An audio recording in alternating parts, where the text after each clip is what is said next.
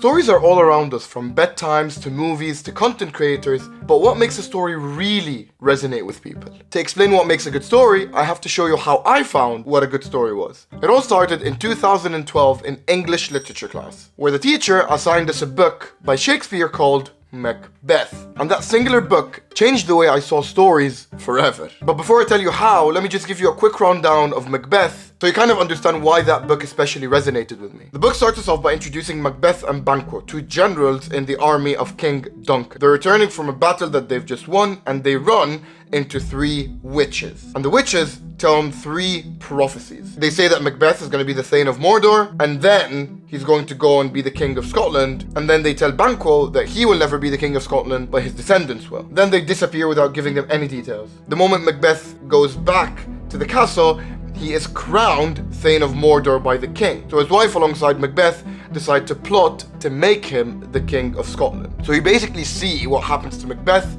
and the prophecies throughout the story. And what intrigued me most about that story, more than any other story that we had learned, is that it had this special something that intrigued me.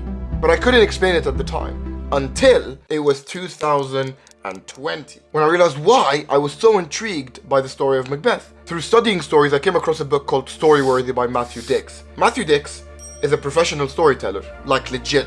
He tells stories at Moth Grand Slams, which are basically professional storytelling competitions. And in his book, he talks about the 5-second moment, which is a moment in every single good story where the person's life changes forever. And this is where it all connected for me. Macbeth was so interesting because at the start, he's presented with the issue. And what was interesting is me following along, waiting for that 5-second moment. How were the prophecies going to change Macbeth as a person? So if we look at every single good story, we find that it has a 5-second moment. Every single movie, every single video, every single book you have ever read has a 5-second moment at its core, where the person was one thing before the 5-second moment and then changes into another after that 5-second moment.